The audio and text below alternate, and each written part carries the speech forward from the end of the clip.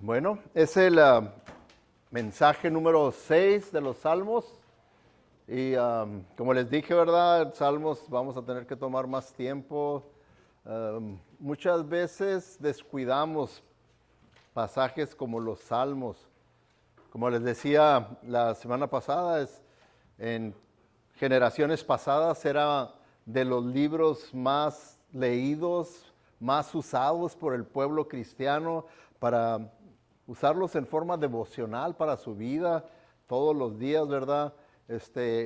Acostumbraban a leer en la mañana un salmo, antes de acostarse otro salmo, y de acuerdo a los estudios estadísticas, ahora es el libro menos leído por los cristianos, por el pueblo de Dios.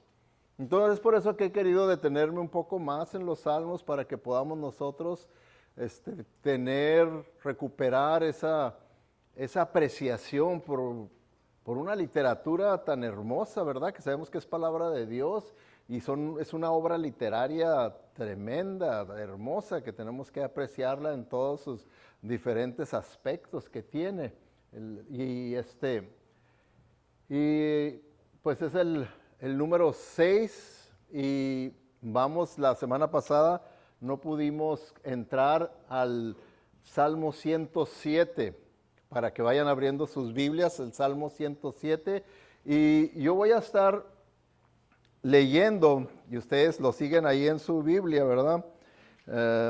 Yo voy a estar leyendo de la nueva versión, de nueva traducción viviente, ¿ok? De la nueva traducción viviente, yo voy a estar leyendo Salmo 107. Y la razón por la cual uso la versión en esta ocasión, la nueva traducción viviente, es para comprensión. ¿Por qué? Porque el libro, muchas veces cuando hablamos de los libros poéticos, muchas veces las personas dicen, no, yo prefiero una versión más literal, para que se preserve el sabor poético del libro. Y está bien, si a una persona le gusta eso, está bien, ¿verdad? Pero principalmente mi deseo y mi meta es el entendimiento de la palabra de Dios, que ustedes puedan entenderlo, porque no tan solo es un libro de poesía, nomás para disfrutarse como poesía, sino que es un libro de sabiduría, donde tiene lecciones tremendas y que para mí es importante que las entendamos. Y verdad, uso esta versión, nueva traducción viviente, claro, teniendo en cuenta de que se apegue a los originales, ¿verdad? Del Hebreos.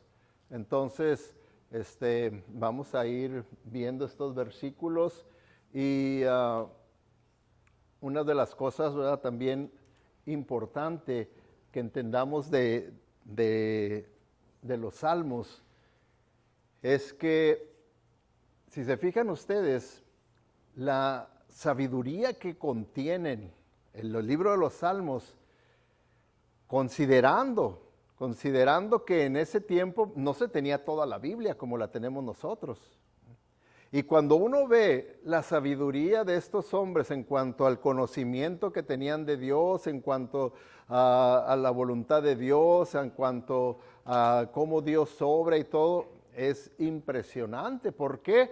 Porque comparándolo con el promedio del cristiano del día de hoy, que después de miles de años y conteniendo toda la Biblia completa y teniendo aplicaciones en nuestro teléfono, en la computadora, teniendo toda clase de conferencias y enseñanzas, en realidad no nos comparamos al conocimiento que tenían estos hermanos, teniendo nada más los primeros 5 libros de la Biblia.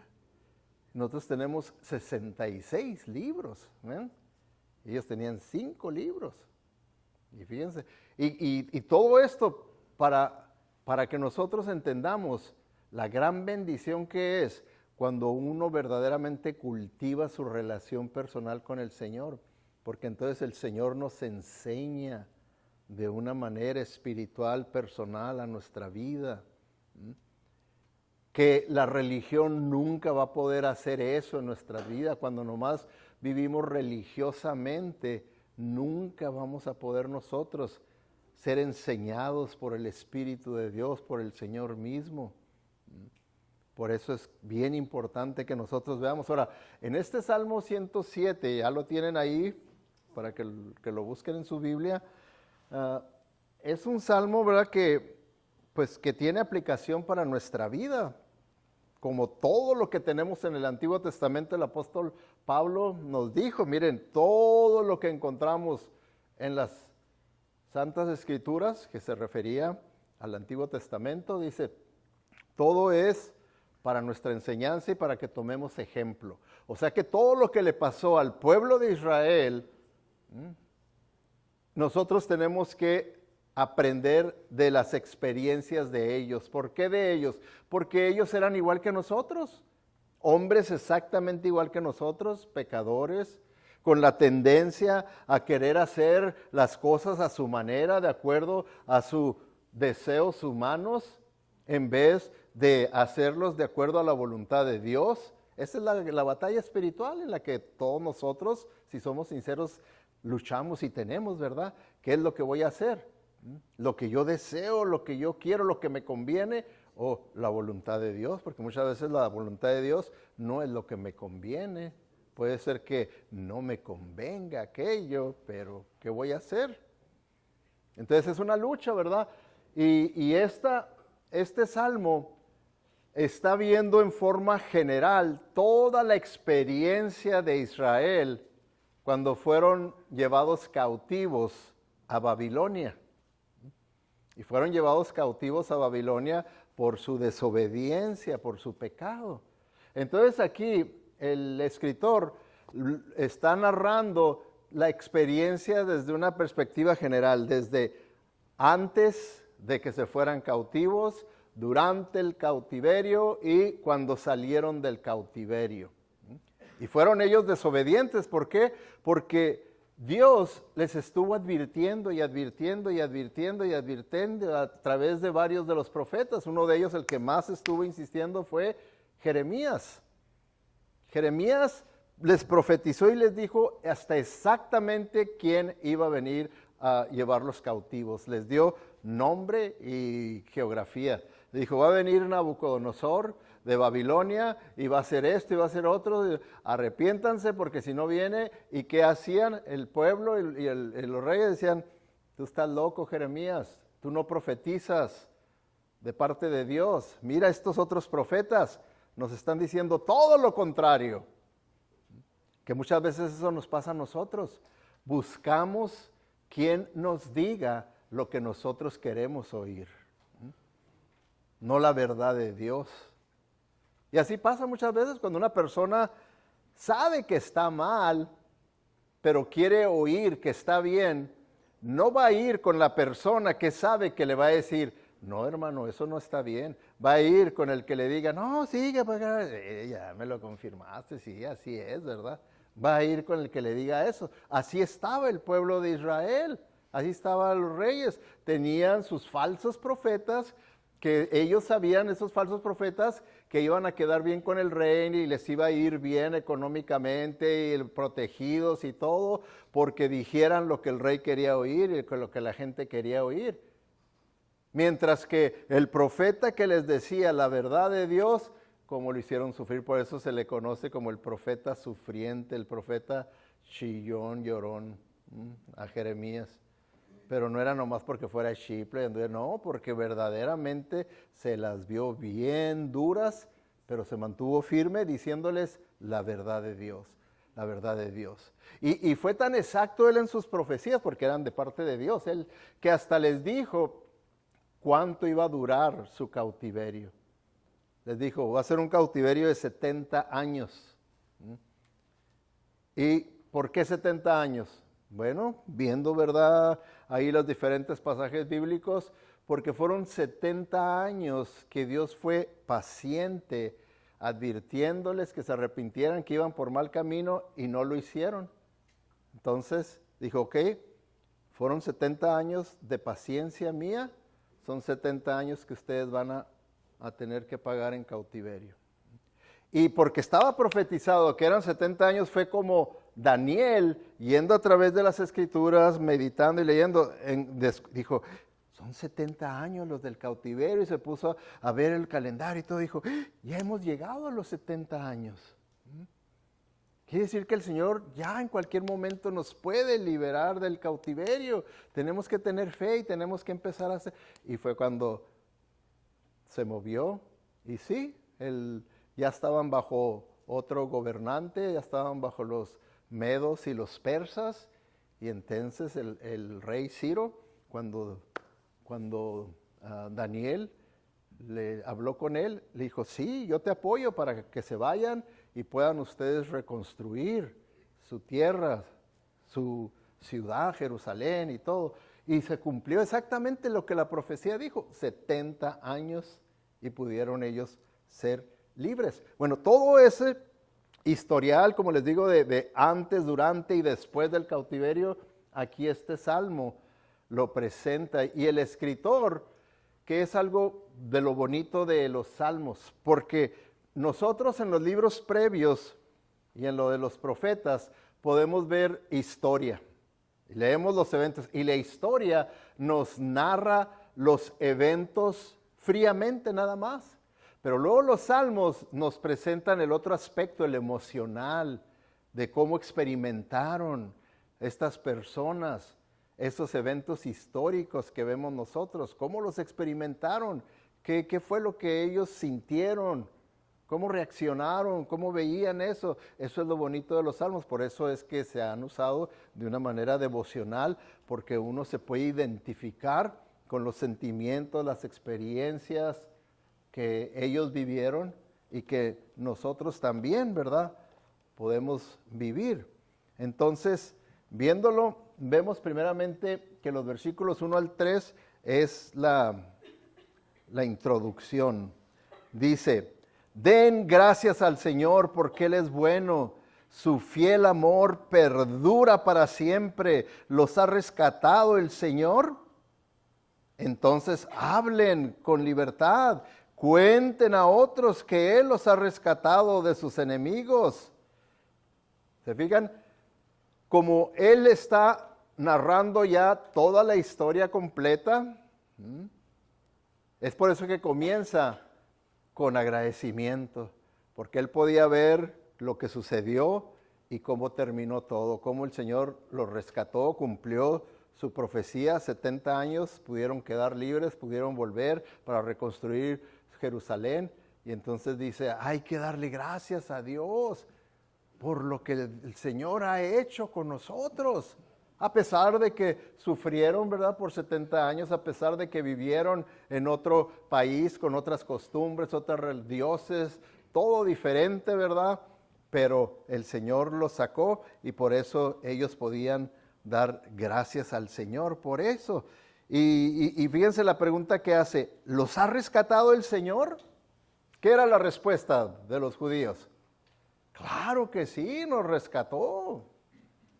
Ahora, esa pregunta también nos la hace el Señor. ¿Te ha rescatado el Señor? ¿Te ha salvado el Señor? ¿Sí o no? ¿Sí o no? Entonces díganlo, dice aquí.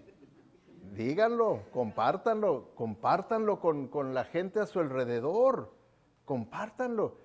Es como aquí, las personas que si no hubieran experimentado ellos la redención, la salvación de Dios, y todavía estuvieran ahí en Babilonia, ¿qué sería la respuesta de ellos? No, el Señor no nos ha rescatado, ¿verdad? Pero como sí lo había hecho, podían ellos decir, sí, gracias a Dios, Él me rescató y voy a contarles a otros las grandes cosas que el Señor ha hecho por nosotros. Entonces lo mismo con nosotros, cuando nosotros no podemos contarles a otros las grandes cosas que el Señor ha hecho por nosotros, que nos ha rescatado, nos ha salvado, pues puede ser que es que no me ha salvado todavía. Todavía no me ha rescatado todavía. Por eso es que no puedo contarles a otros algo que verdaderamente no me ha pasado. Pero si verdaderamente me ha pasado, pues no me puedo quedar callado. ¿Podía quedarse callado el israelita después de que les hacen esta pregunta? No, la respuesta tenía que ser sí. el Señor me rescató, me salvó y Él ha hecho grandes cosas en mi vida. Él es un Dios bueno, misericordioso conmigo. Entonces, ahí vemos, ¿verdad?, que sí podían ellos saber y decir que el Señor estaba con ellos. Ahora, ahí el punto número 2 dice, cuando pierdes tu camino, versículo del 4 al 9, vamos a leerlo, dice, algunos vagaban por el desierto, perdidos y sin hogar, con hambre y con sed, estaban a punto de morir. ¡Socorro, Señor!, clamaron en medio de su dificultad, y Él los rescató de su aflicción. Los llevó directo a un lugar seguro, a una ciudad donde pudieran vivir. Que alaben al Señor por su gran amor y por las obras maravillosas que ha hecho a favor de ellos, pues Él satisface al sediento y al hambriento lo llena de cosas buenas. ¿Okay? Bueno, aquí vemos, ¿verdad?, cómo en ese tiempo en que vino Nabucodonosor para llevarse los cautivos, muchos de ellos se escaparon, no fueron llevados a Babilonia, se escaparon. Y algunos de ellos vivieron sobreviviendo en el desierto, ¿verdad?, siempre cuidándose de que no los fueran a tomar otra vez cautivos, ¿verdad? Y andaban sobreviviendo. Pero aquí dice que aún a esos que se la vieron duras, tratando de sobrevivir, huyendo, cuando llegó el momento, ellos pidieron la ayuda del Señor y el Señor también los redimió, también los salvó. Vamos a ver más adelante que hubo otros que se escaparon y ellos tomaron barcos para irse para otros lugares, pero el Señor siguió con ellos tanto en la disciplina, tanto como en la redención. En las dos cosas podemos estar seguros que el Señor va a ser fiel a sus caminos y a su plan que Él tiene para con nosotros.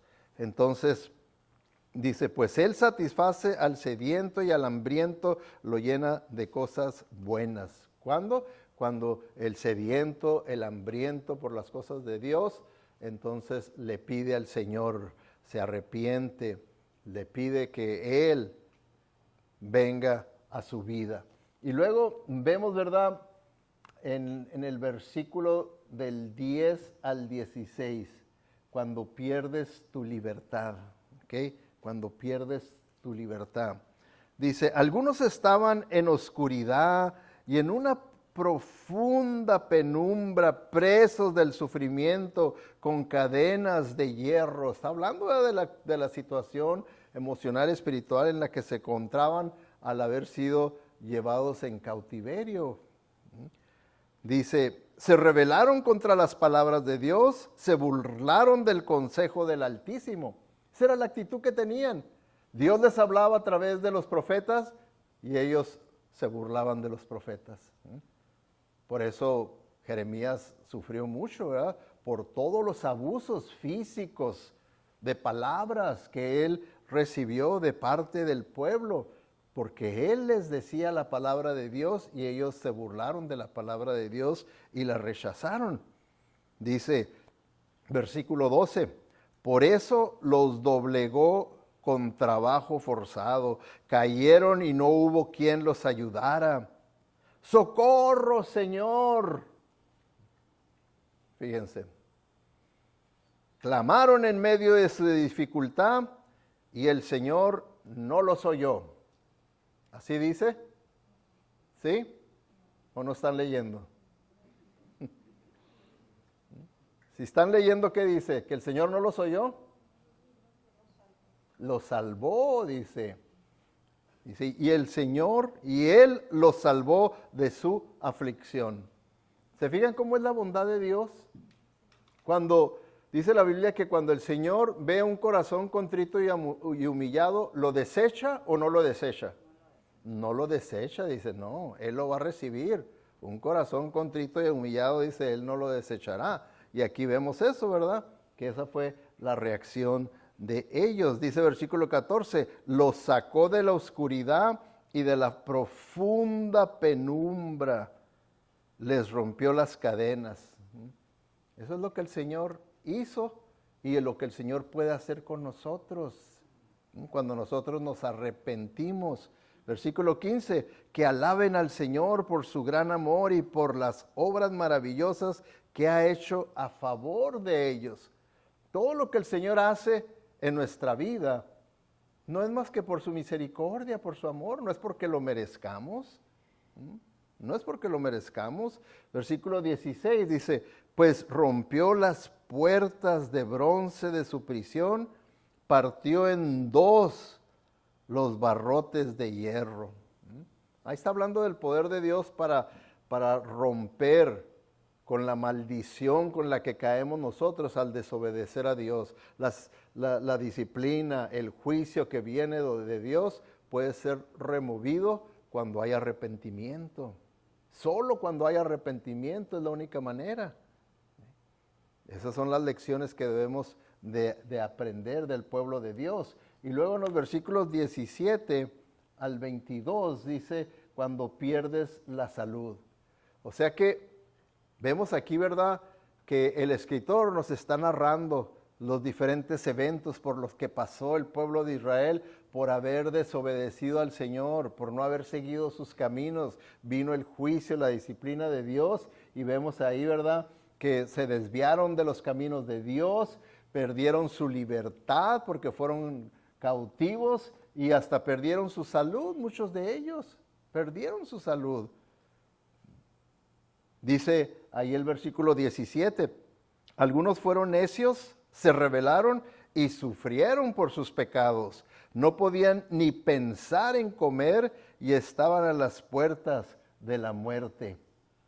Como aquí, ¿verdad?, se considera que por enfermedad física, ¿verdad?, hay algunas enfermedades en las que pierde uno completamente el apetito.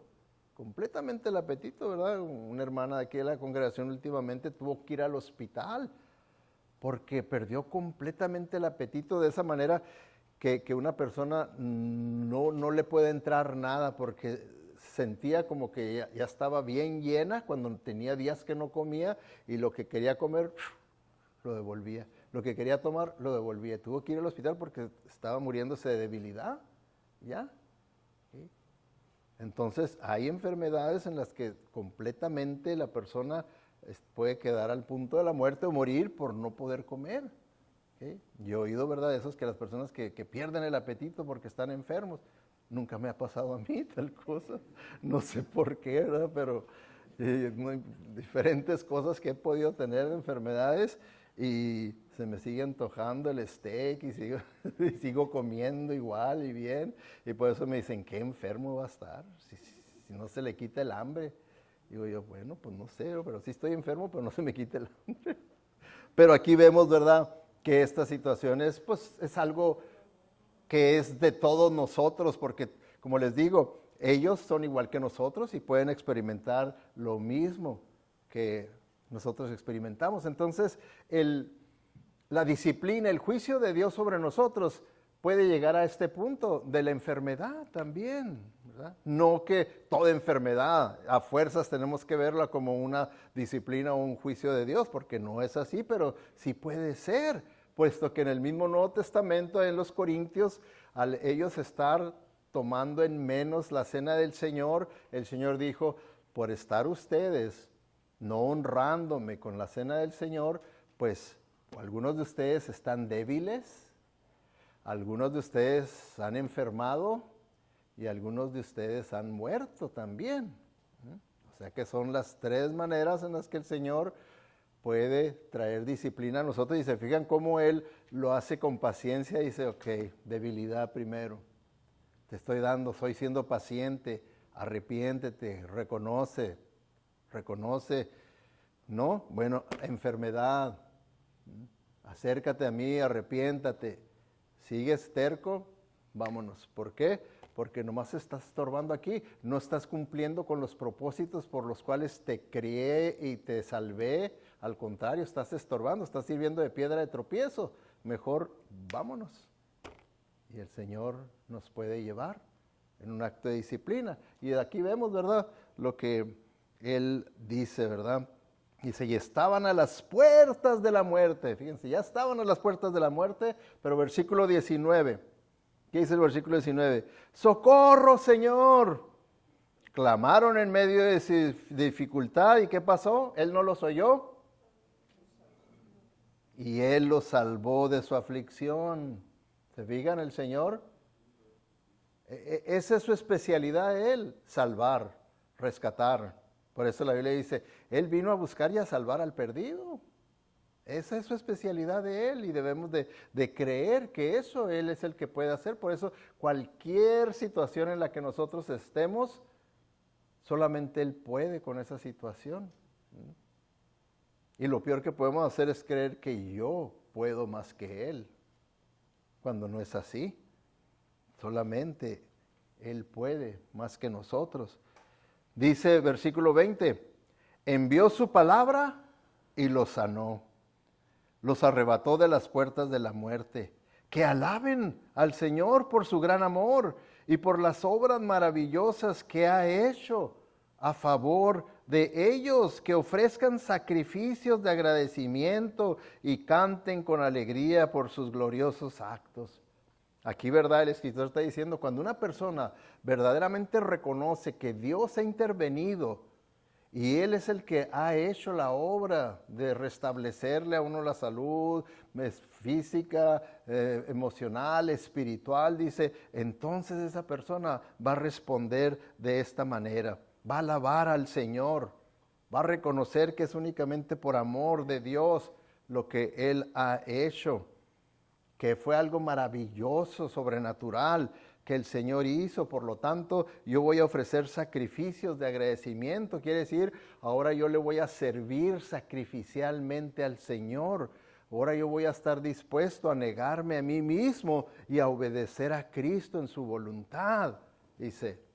Pero cuando no hay ese sentimiento de agradecimiento y reconocer que Dios es el que me ha bendecido a través de las diferentes experiencias en mi vida y creo yo que salió por casualidad, salió por esa medicina, por esto, por otro, siempre andamos buscando la explicación naturista a nuestras experiencias en vez de ver la mano de Dios, entonces nos vamos a perder reaccionar de una manera espiritual.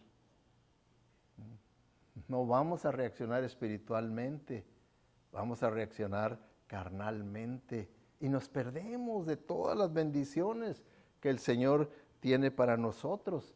Fíjense lo que continúa diciendo, versículo 23 al 32, cuando se pierde la esperanza.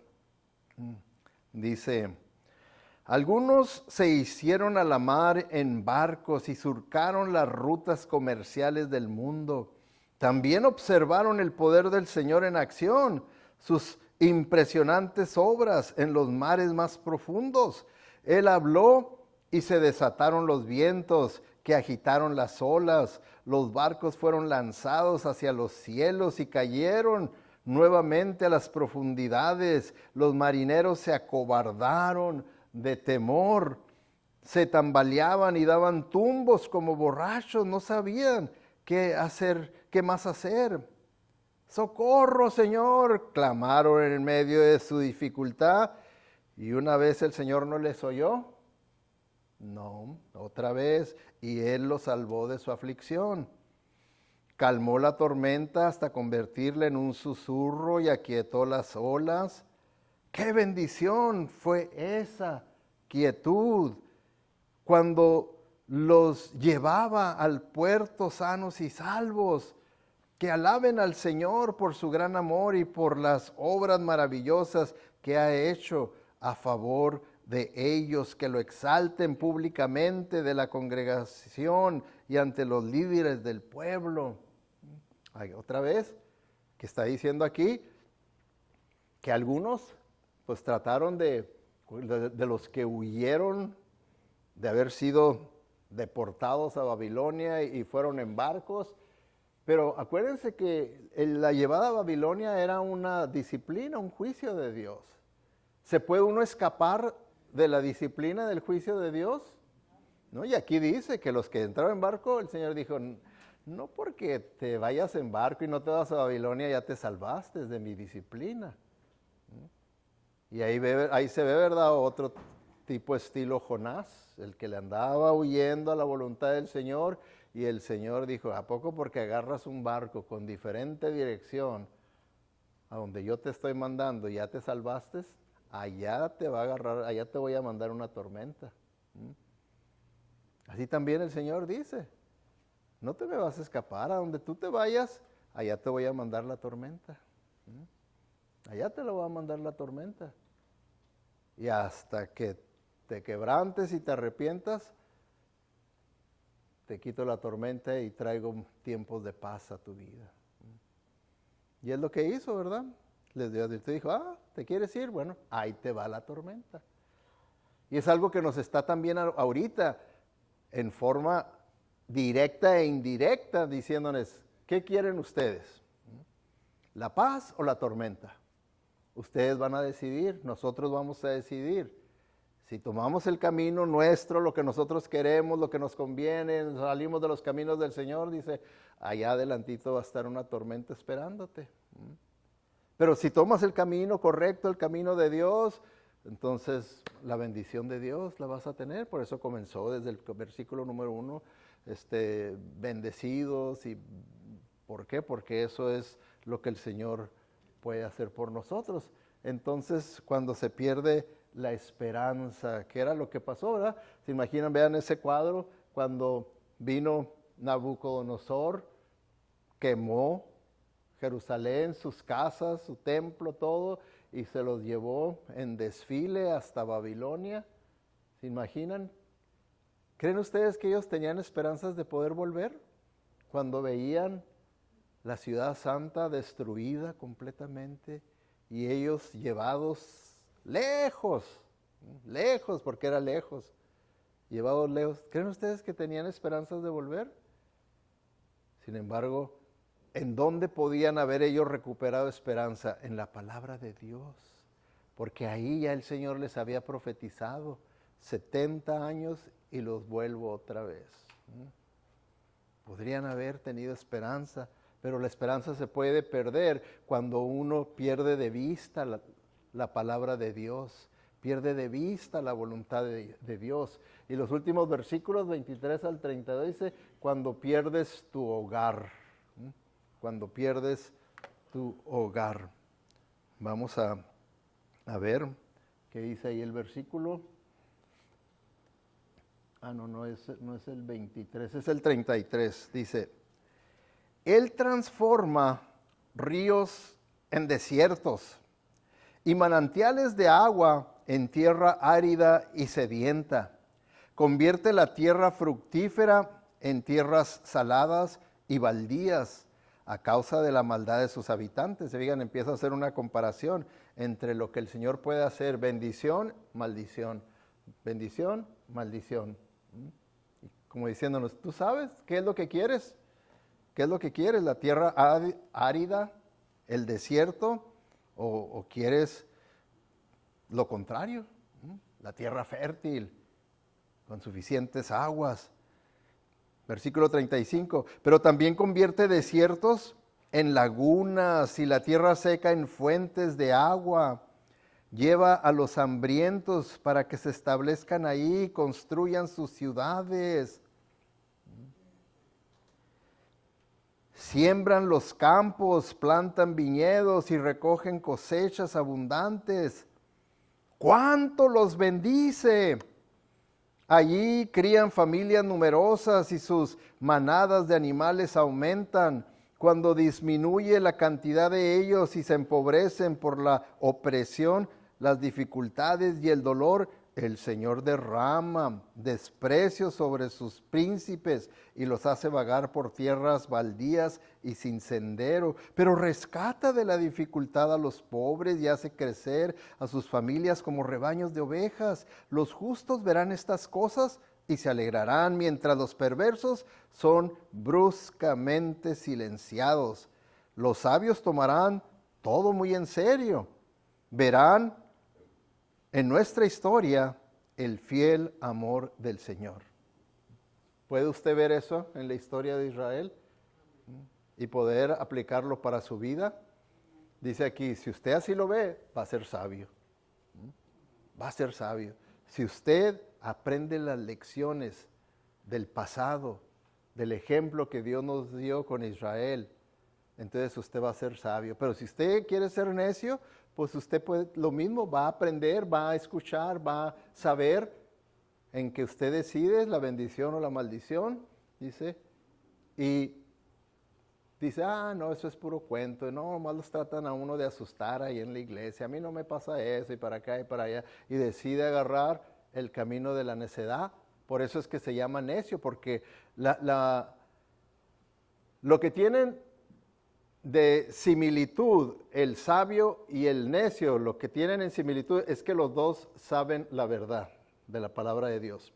Eso lo vamos a estar viendo cuando lleguemos a Proverbios. Los dos saben la verdad de la palabra de Dios, pero el necio no la obedece. Eso que esta persona sabe, este sí la obedece. Y esa es la única diferencia, la obediencia entre un necio y un sabio. No es la cantidad de información que tenga o el mucho conocimiento, la mucha educación que tenga. Eso no produce la sabiduría. Eso no es la sabiduría. Yo conozco personas altamente estudiadas, con doctorados, y son necios, no son sabios. Y conozco personas que ni siquiera terminaron la primaria y son sabios. ¿Qué prefiere usted? Dígame. Es lo que la Biblia nos dice, que mejor debe uno de preferir la sabiduría. Mejor la sabiduría. Ya es lo que vemos aquí. Entonces, tenemos lecciones bien importantes, ¿verdad? Del Salmo 107. Por eso es que termina como termina. Dice, los sabios tomarán todo muy en serio. Todo muy en serio. ¿Usted lo toma todo muy en serio o a la ligera? Verán en nuestra historia el fiel amor del Señor. ¿Usted cree que el Señor lo ama y lo ama con un amor fiel? Ahora acuérdese, el que Dios nos ame no quiere decir como somos los abuelos, ¿verdad? Que amamos a nuestros nietos, permisivos. Eso principalmente es la característica. Yo lo oí muchas veces y pues no, pero ahora lo experimento. Ahora que soy abuelo y veo que sí, tendemos a ser permisivos, ¿verdad? Con los nietos. Y dice uno, no, pues que la disciplina se lo den los padres. Que ellos sean los malos, yo soy el bueno. Entonces podemos creer que el amor de Dios quiere decir ser permisivo. Y no es así. Es paciente, pero en su amor, dice la Biblia, que el amor tiene dos caras, ¿verdad? Por un lado es paciente y por el otro ya su paciencia llega a su límite y viene la disciplina, viene el juicio. Y también eso es una manifestación de amor del Señor, porque dice la Escritura que todo al que Él recibe por hijo, al que Él ama, lo disciplina. Y dice que le da duro, que le da duro. Le da duro. ¿Ok? Entonces, son las lecciones que tenemos que tomar de este salmo. ¿Les gustó el Salmo 107? Está bien bonito, ¿verdad? Y así están todos. Ahora vamos a ir, hermanos, y vamos a ver qué tanto podemos avanzar del Salmo 119. Ábranlo en sus Biblias, en su teléfono, en su computadora, en lo que usted lo tenga. Salmo 119. Y ¿quién escribió el Salmo 119, hermanos? ¿Quién escribió el Salmo 119? Levante la mano si usted sabe. ¿Quién escribió el Salmo 119? ¿Habrá alguien? ¿No? ¿Saben por qué no levantaron la mano? Porque todos están en lo correcto. Nadie sabe quién lo escribió. Nadie sabe con certidumbre decir, este fue el escritor del Salmo 119, ¿no? Es uno de los salmos que no se sabe. Pero pues viendo, ¿verdad? En lo que el salmo, cómo está escrito y lo que narra y el contenido que tiene, yo también me inclino a creer lo que algunos de los teólogos, eruditos, expertos, creen quien pueda ser el autor y creen que pueda haber sido Jeremías, porque vamos a estar viéndolo conforme lo veamos, lo que él describe, pues exactamente es lo que Jeremías experimentó y vivió, porque este salmo, a pesar de que son 176 versículos, es un salmo personal. No crean que es un salmo en el que la persona se sentó y dijo, a ver, quiero escribir algo bien bonito para impresionar a la gente de lo mucha literatura que yo sé, ¿verdad? Y voy a escribir algo que está tremendo, ¿verdad? Porque si ustedes se van a fijar, es un salmo que cada 8 líneas, o nosotros le podríamos llamar cada 8 versículos, toca como un tema con lecciones, y en cada versículo es con referencia a la palabra de Dios, queriéndonos decir, miren, la solución para cada una de las situaciones de la vida que podamos ver aquí está en la palabra de Dios. La palabra de Dios tiene que ser central en tu vida. La palabra de Dios tiene que estar en el corazón de tu vida. No hay nada más importante que la palabra de Dios. ¿Creen ustedes que sea casualidad que sea el libro, el capítulo más grande de toda la Biblia? Y que en cada versículo se mencione la palabra de Dios. ¿Creen ustedes que sea casualidad? ¿O será que algo el Señor nos quiere dar, impresionarnos con esto y decir, mira, qué gran importancia tiene la palabra de Dios en la vida de un creyente? ¿La tiene en la tuya? ¿La tiene en la tuya? Pónganse a pensar. ¿Tiene esa importancia? ¿Verdaderamente todos los días usted reconoce que lo que tiene ahí a su disposición es palabra de Dios? Y así va a ella y la busca todos los días. O nomás piensa en la palabra de Dios los domingos, 1 hora y punto. El resto de la semana como paganos. Entonces, es por algo, no nada es casualidad con Dios. Todo es con propósito. Todo es con propósito. Se considera que hay nomás como 2 versículos en todos los 176 que no alude exactamente a la palabra de Dios, pero todos los demás 174 sí. Todos sí. Entonces, y como les digo, cada 8 versículos vamos a estar viendo, tiene, ¿verdad?, un tema, vamos a estar viendo, ¿verdad?, de lo que habla, y lo dividió el autor, comenzando siempre su obra literaria con una de las letras del alfabeto hebreo. Por eso, si se fijan en sus Biblias, no sé si ustedes se puedan, si en su versión que están usando, ahí venga, ¿verdad? Si se fijan, empieza con Aleph. Dice así su Biblia, Aleph. Esa es la primera letra del alfabeto hebreo. Y cada 8 versículos, vean, vayan viendo, después del 8 viene Bet, la segunda letra del alfabeto hebreo. Y así se va, cada 8, cada 8, cada 8, cada 8, cada 8, cada 8. Por eso es que les digo también que son piezas literarias increíbles en la manera. Por eso dice uno, tiene que haber estado Dios detrás de todo esto. Tiene que estar Dios detrás de todo esto.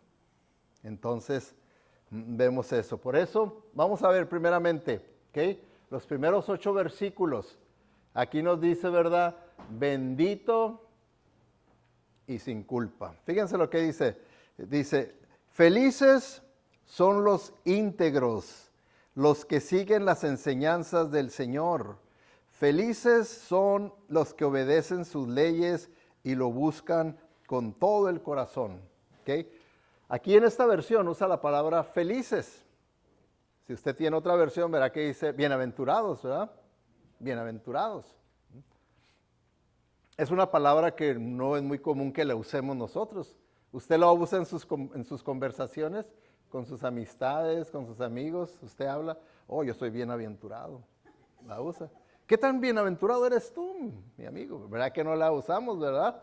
Entonces nomás son versiones con un español un poco más antiguo que no lo usamos. Por eso me gusta usar a veces otras versiones, ¿verdad? Para que podamos ver, porque eso es lo que significa. Nomás que es con repetición, bienaventurado quiere decir feliz y para siempre feliz. Eso significa una bienaventuranza, cuando Jesucristo da las bienaventuranzas. Y lo que, si nos vamos un poquito más profundo, en realidad haciendo un poquito más la separación en cuanto al significado de las palabras bíblicas a nuestros días, en realidad una palabra que pueda ser mejor vista es gozosos y para siempre gozosos. Porque hay diferencia entre el gozo y la felicidad. La felicidad principalmente la entendemos que viene de acuerdo a las circunstancias terrenales. De acuerdo a las circunstancias terrenales. Si las circunstancias terrenales me son favorables, voy a tener mucha alegría. Pero si las circunstancias terrenales me son desfavorables, pierdo la alegría. ¿Verdad que se pierde la alegría? O sea que la alegría se puede tener y se puede perder. Pero el gozo, si es el gozo del Señor, no se pierde. No se pierde. Porque viene de parte del Señor y no está, no va a ser conforme a las circunstancias de la vida, sino va a ser conforme a quién es Dios. Y cuando ese gozo que es del Señor, que depende de la integridad de Dios, de las perfecciones de Dios, entonces yo no voy a perder ese gozo, aunque las circunstancias de la vida me sean bien adversas, el gozo del Señor es mi fortaleza, dice la Biblia. Yo voy a poder permanecer fuerte, equilibrado, haciendo la voluntad de Dios. Y eso es lo que pasa cuando una persona vive en el otro nivel de la alegría y todo, pues anda para arriba y para abajo, para arriba y para abajo, para arriba y para abajo, en sus experiencias emocionales en esta vida, ahora está aquí, ahora está allá, según las circunstancias. Pero cuando uno verdaderamente tiene el gozo del Señor, venga lo que venga, yo voy a permanecer estable, emocional, espiritualmente, voy a estar estable. Y eso es nada más obra sobrenatural de Dios. No es algo que nosotros mismos lo podamos hacer psicológicamente, ¿verdad? Como muchos a veces me han dicho, no, dice, pues todo eso es nada más positivismo, de que tú mismo te tienes que decir, no, yo tengo que ser positivista y tengo que... No, yo entiendo eso, yo he vivido en los dos sistemas y es muy diferente lo que es la intervención sobrenatural de Dios en nuestra vida. Muy diferente a lo que sí tú estás diciendo. Ese sí es un lavacocos personal que no funciona. El positivismo humanista no funciona. Pero la obra de Dios, esa sí funciona, ¿verdad? Entonces, vemos aquí, ¿verdad? Lo que está diciendo. Versículo número 2. Creo que ahí nos quedamos, pero si no, no le hace que lo... Felices son los que obedecen sus leyes y lo buscan con todo el corazón. ¿Se fijan? No negocian con el mal y andan solo en los caminos del Señor. ¿Se fijan lo que está diciendo? Eso es lo que es una persona íntegro, que es lo que habla en el versículo número 1. Íntegro quiere decir una persona íntegro que se mantiene firme en sus convicciones bíblicas bajo cualquier circunstancia. Y aquí, como dice, no negocia de una manera. Por ejemplo, que a usted le ofrecen un negociazo, una gran oportunidad de hacer bastante dinero. Como decimos, es una buena lanita con esto.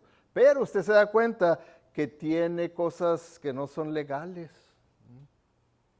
Entonces empieza usted a pensar, ay, pues, y empiezo a sentir la convicción del Espíritu Santo que esto pues no es legal y tendré que romper la ley aquí, tengo que hacer algo chueco y todo. Y luego empieza la lucha entre la carne y el Espíritu. Ya el Espíritu le está diciendo, hey, eso no está muy bien, pero la carne le dice, esos son legalismos. Mira la oportunidad. ¿Acaso no se va a beneficiar tu familia con este dinero? Acuérdate que la familia es primero y que tienes que pensar en tu futuro, ¿qué va a pasar? ¿A poco cuando tú ya llegues a la vejez, a poco el pastor va a estar ahí para darte un cheque? No va a ser nada de eso. Y empiezan todos los argumentos para que nosotros no seamos íntegros.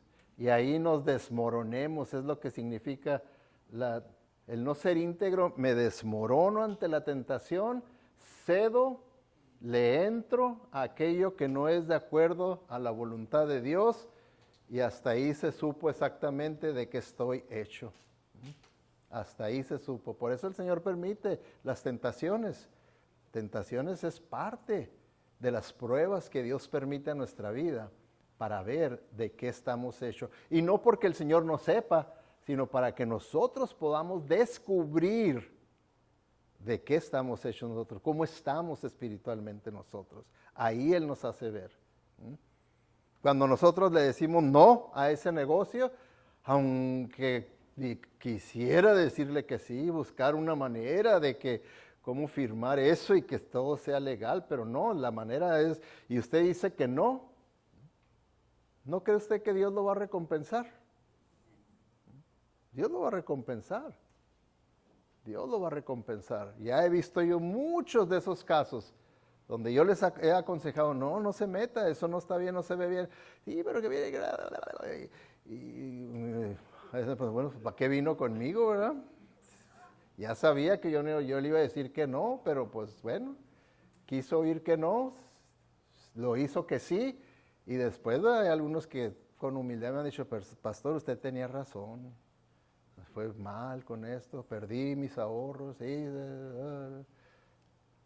Pues es que no es que yo te haya dicho, es que es la palabra de Dios que ya nos advirtió lo que está bien y lo que está mal, y nosotros pues nomás debemos de creer, ¿verdad? Lo que dice la palabra de Dios. Dice ahí el versículo 3, no negocian con el mal y andan solo en los caminos del Señor. O sea que nada más lo que esté derecho, lo que es ético, lo que es moral, ahí es donde sí se van a ellos a participar. Versículo 4, nos has ordenado que cumplamos cuidadosamente tus mandamientos. ¿Cómo tenemos nosotros que seguir la palabra de Dios? De acuerdo a este versículo. Cuidadosamente. ¿Sí se han estado fijando que cada versículo habla de la palabra de Dios? Usando una palabra o otra, ¿verdad? Pero como aquí dice, nos has ordenado que cumplamos cuidadosamente tus mandamientos. Referencia a la palabra de Dios, sinónimo de la palabra de Dios, sus mandamientos. ¿Okay? El versículo 5. Oh, cuánto deseo que mis acciones sean un vivo reflejo de tus decretos. ¿Cuál palabra está hablando aquí de la palabra de Dios? Decretos, ¿ok? Ahora, la palabra decretos, hermanos, es como un mandato, que en aquellos tiempos los únicos que hacían decretos eran los reyes. Decreto que presenta el rey Salomón para el pueblo de Israel, y era un mandato de parte del rey. Bueno, aquí nos está diciendo el rey de reyes, señor de señores, nos está mandando que hagamos esto. Tómenlo con mucha seriedad. Tómenlo con mucha seriedad porque es el rey de reyes, señor de señores. Todavía en aquel entonces, un rey podía ser rey hoy y ya mañana no era. Venían, lo mataban hasta un hijo, le quitaban el trono y ya había un nuevo rey, y sus decretos ya quedaron que no son válidos. Pero el rey de reyes, señor de señores, que es eterno y que nadie lo puede reemplazar, sus decretos permanecen para siempre, dice la Escritura. Y nosotros tenemos que, como dice ahí, tomarlos bien en serios y verdaderamente seguirlos. Sí. Versículo 6. Entonces no tendré vergüenza cuando compare mi vida con tus mandatos. Fíjense, qué bonito consejo que debemos nosotros de practicar. El de estar nosotros comparando nuestra vida, nuestro nivel de obediencia a la palabra de Dios, a lo que yo sé. ¿Cómo se calificaría usted? ¿Reprobaría ese examen o pasaría de panzazo o con un 7 o sacaría muy buena calificación? Cada uno de nosotros tenemos que hacer ese tipo de examen. Porque ¿cuál es nuestro estándar para calificarnos? Para nosotros los cristianos es la palabra de Dios. Para el mundo su estándar es el mundo, la sociedad. Ese es su estándar de ellos. Para nosotros no, es la palabra de Dios, nuestro estándar con la que debemos de compararnos y ver cómo estamos. Porque ¿acaso va a ser algo válido que yo me compare con el mundano aquel? Que diga yo, no hombre, yo estoy re bien, mira aquel. No, dice el Señor, no, evalúate con la palabra de Dios. Ahí es donde te debes de evaluar. No comparándote con tu hermano, tu primo, tu amigo, el compañero de trabajo. No, compárate con la palabra de Dios. Y es lo que aquí dice el salmista, ¿verdad? Versículo 8, dice, obedeceré tus decretos. Otra vez ahí, decretos, en referencia a la palabra de Dios. Por favor, no te des por vencido conmigo. Reconociendo, ¿verdad?, que somos tercos, que somos necios, y reconociendo que el Señor es paciente con nosotros. Está como diciendo, ay Señor, extiende tu paciencia conmigo porque yo me conozco, ¿verdad? Yo me conozco y no quiero caer en tu juicio, no quiero caer en tu disciplina. Ten un poco más de paciencia conmigo. Y puede ser que nosotros pidamos eso al Señor, pero pues debemos de tener en cuenta que de todos modos la paciencia del Señor tiene límite. Tiene límite. Así como, ¿verdad que todos tenemos un cierto límite de paciencia? Hay veces, ¿verdad?, que la gente hasta se desespera. ¡Ay, aquel me impacienta! ¡Tan paciente que es! Hay quienes se impacientan por el paciente. Pero díganme ustedes, si no, esa persona que es bien paciente, ¿no va a tener un límite? ¿Y qué dice uno? ¡Ay, cuando llegue el límite, corran! Cuando explotan esos, qué bárbaros, son bombas atómicas. Entonces todos tenemos, también Dios tiene límite. Dios también tiene límite en su paciencia. En su paciencia tiene límite y nunca debemos de abusar de la paciencia de Dios. No abusemos de la paciencia de Dios, ¿verdad? Que es lo que nos está diciendo aquí. Ahora, los siguientes 8 versículos, dice aquí la palabra de Dios, dice, tómate un tiempo para ser santo, ¿ok? Tómate un tiempo para ser santo. Ya llega la letra Bet, ¿verdad? Del abecedario hebreo, Bet, ¿ok? Ahora, hermanos, muchas veces tenemos el falso concepto que se puede ser santo de una manera automática. Creemos que nomás por venir a la iglesia, ya automáticamente voy a ser un santo. ¿Okay?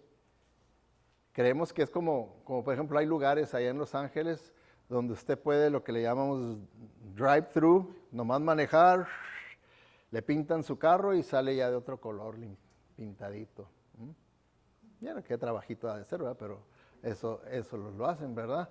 Entonces creemos que nosotros también aquí drive-thru entramos, ya salgo santo, santificado. No hay tal cosa, ¿verdad? La palabra santo quiere decir, bueno, literalmente nomás quiere decir separado, ¿ok? Literalmente quiere decir separado. Pero ya entendiéndolo bien en su contexto, quiere decir que el Señor me tomó aquí en este sistema del mundo de pecado Y entonces Él me santificó, quiere decir que me separó, me apartó de este lugar y me trasladó a su sistema. Y en su sistema es un sistema de santidad, en el que ahora ya estoy separado del pecado para los usos de Dios. Eso significa ser santo. Por eso, si se fijan en el Nuevo Testamento, está cada carta dirigida a los santos que están en Corinto. No quiere decir que tenían una aureola en su cabeza, no, quiere decir aquellos que fueron sacados del mundo para los usos de Dios. A esos está dirigida esa carta, a los que están en Tesalónica, a los que están y así, en cada las diferentes ciudades. Entonces, para eso, hermanos, tenemos nosotros que tomar tiempo para crecer en nuestra santidad, practicar la santidad. Porque fíjense, es uno de los elementos que muchas veces nosotros los pasamos muy por encima, pero no vemos la gran importancia que tiene, ¿verdad? En cuanto a lo que refleja. La santidad refleja si verdaderamente yo salí de allá para acá. Porque ¿qué dice la Biblia en Hebreos? Sin santidad, ¿qué? Nadie verá al Señor. Sin santidad no hay salvación, dice. No se engañen. No se engañen. No crea que porque entró al drive-thru y salió pintado de otro color, quiere decir que ya está santificado. No se engañen, dice, sin santidad nadie verá al Señor. Si verdaderamente no ha sido sacado de este sistema, a este otro sistema, de las tinieblas a su luz admirable, dice también en el libro de Tesalonicenses. Entonces, pues no se engañe, porque no verá al Señor, ¿verdad? No lo verá. Entonces, tómate tiempo para ser santo. Vamos a ver versículos 9 al 16. Y comienza con una pregunta. Fíjense, dice, ¿cómo puede un joven mantenerse puro? ¿Por qué usa el ejemplo de un joven? Dice, ¿cómo puede un joven mantenerse puro, mantenerse santo? ¿Cómo puede un joven apartarse del pecado, del mundo y verdaderamente vivir para los propósitos de Dios? ¿Cómo puede? ¿Por qué se usa el ejemplo de un joven? Bueno, porque fíjense, hermanos, la edad de la juventud es la edad que está en medio de un proceso de vida. O sea que el joven ya no es niño, ni es todavía un adulto, es un joven. Y de acuerdo a las Escrituras, la juventud es el periodo de vida donde las tentaciones tienen más atracción en la vida de una persona. Por eso Pablo le advierte a Timoteo, cuidado con los deseos juveniles, con las pasiones juveniles. O sea que un joven más le atrae, ¿verdad? Porque quiere probar, experimentar los placeres de este mundo que constantemente lo están invitando y le están haciendo ver que, oh, qué bárbaro, esto es lo más grande. ¿A poco te lo vas a perder? ¿Te vas a perder todos estos placeres? ¿Te lo vas a perder por una Biblia? Hombre, no seas ingenuo, mira, acá está la vida, disfrútala, disfrútala. Entonces, es lo que está poniendo el ejemplo más difícil que pudiéramos nosotros encontrar, un joven, con todas las tentaciones y que todavía no tiene toda la madurez, todo el conocimiento que tiene ya un adulto, ¿verdad? De poder decir, no, yo ya sé todo esto, ya vi. Por eso nosotros los padres con nuestros hijos siempre decimos, no, mira, yo ya viví por eso. Sí, pues tú ya lo viviste, pero ahora yo lo quiero vivir. Pero ¿por qué tienes tú cabezón, querer pasar por todo eso si te estoy diciendo que es puro pérdida de tiempo, puro pérdida de salud, y le decimos ya a ellos, ok, ya está bien, lo que tú quieras, pero yo... Por eso pone el ejemplo de un joven, porque es lo más difícil, ¿verdad? Para que pueda verdaderamente quieren vivir en santidad. Y dice, ¿cómo puede un joven mantenerse puro? ¿Y cuál es la respuesta? ¿Qué ven ustedes ahí? ¿Qué es la respuesta en el versículo 9? Díganme. ¿Cómo? Se oye muy sencillo, ¿verdad? Cualquiera dirían, ay, ¿cómo no da una explicación más psicológica, algo más teológico, más profundo? Dice, obedeciendo tu palabra, nomás eso. Oh, se oye sencillo, pero díganme ustedes si no está difícil. Obedeciendo tu palabra. Y más cuando vienen las tentaciones. ¿Cuándo es más difícil obedecer la palabra de Dios? ¿En las buenas o en las tentaciones? Cuando vienen las tentaciones es cuando es más difícil obedecer la palabra de Dios. Es cuando sentimos tentados hasta distorsionar la palabra de Dios para que me dé permiso a hacer lo que yo quiero hacer, lo que mi carne desea hacer. Hasta la distorsiono para hacer aquello. Distorsiono el cristianismo, distorsiono todo, pero yo no me la pierdo. Esta no me la pierdo. Estamos engañados. Entonces, vemos, ¿verdad?, que verdaderamente debemos de trabajar en nuestra santidad, debemos de trabajar seriamente. Dice el versículo 10, dice, me esforcé tanto por encontrarte, no permitas que me aleje de tus mandatos. ¿Le tomó mucho tiempo a usted para venir a la verdad, al conocimiento de Cristo Jesús? Sí, a mí me tomó mucho tiempo, me tomó casi 24 años y cuando vine a conocer a Cristo, yo como que le reclamaba a Dios, le dije, Señor, ¿por qué si esto es tan hermoso, tan bonito? ¿Por qué permitiste que yo viviera esos 10 años de pura perdición y esto? ¿Por qué, Señor? Como que yo le decía, Señor, la regaste ahí, ¿por qué no me...? Y después entendí que el Señor me hizo ver, dijo, se requirió todo eso para quebrantar tu corazón. Todo eso se necesitó para quebrantar tu corazón. Bueno, Señor, gracias.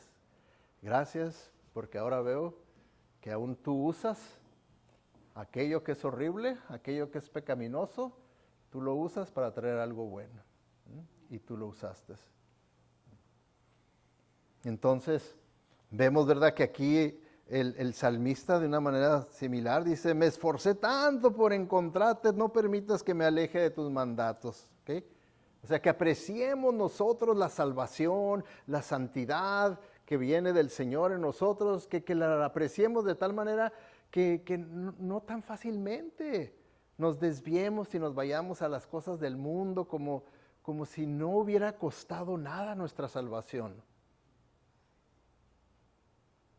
¿Verdad que fue algo bien costoso nuestra salvación? Porque sí, muchas veces se dice, nuestra salvación es gratis, usted no tiene que hacer nada. Sí, nosotros no tenemos que hacer nada, pero el que lo ganó para nosotros hizo un gran sacrificio, porque el que nunca conoció pecado se hizo pecado por nosotros, para pagar por nuestro pecado. Entonces sí tuvo un precio muy alto. Nosotros no lo pagamos, pero sí tuvo un precio muy alto nuestra salvación, y debemos nosotros de poderla apreciar, como aquí el salmista está pidiéndole, ay Señor, no permites que yo desprecie tan gran bendición que he recibido de parte tuya. Y luego dice en el versículo 11, he guardado tu palabra en mi corazón para no pecar contra ti. ¿Qué dice? ¿Verdad? Trabajando en su santidad. ¿Qué es lo que hizo el salmista? Trabajando en su santidad. ¿Qué hizo ahí? ¿Qué ven ustedes que hizo? Guardó la palabra de Dios en su corazón. ¿Cómo se le hace eso? ¿Puede uno meterla dentro del corazón así? Literalmente. ¿Cómo se hace eso? ¿Cómo? Memorizando la palabra de Dios. Memorizando la palabra de Dios. Es como uno la guarda en nuestro corazón. Cuando memorizamos la palabra de Dios, ahí está lista como una arma y la arma más potente que podemos usar contra las tentaciones. ¿Qué hizo Jesucristo cuando fue tentado? ¿Qué usó? ¿Argumentos humanos? Palabra de Dios. ¿Se lo sabía de memoria? Que dice, sí, pues él era Dios. No, él estaba confrontando la vida como humano. ¿No? Como humano él la estaba confrontando. No crean que usó sus poderes sobrenaturales como Dios para decir, oh sí, yo escribí eso ahí en Deuteronomio y todo. No, él estaba confrontándolo como humano y como humano él tuvo que haber aprendido. Tuvo que haber memorizado la palabra de Dios. Cuando él fue desde niño a la sinagoga a aprender el Torah, la ley, él tuvo que haberlo aprendido y la memorizó para poder confrontar la vida. Y ahí cuando vino el momento en que se necesitó, tan importante que Satanás vino a tentarlo, él ganó la batalla con la palabra de Dios, porque guardó la palabra de Dios en su corazón para no pecar contra él. Y no pecó. Y así tenemos que hacerlo nosotros. ¿Okay? Y dice el versículo 12, te alabo, Señor, enséñame tus decretos. Dice, recité en voz alta todas las ordenanzas que nos has dado.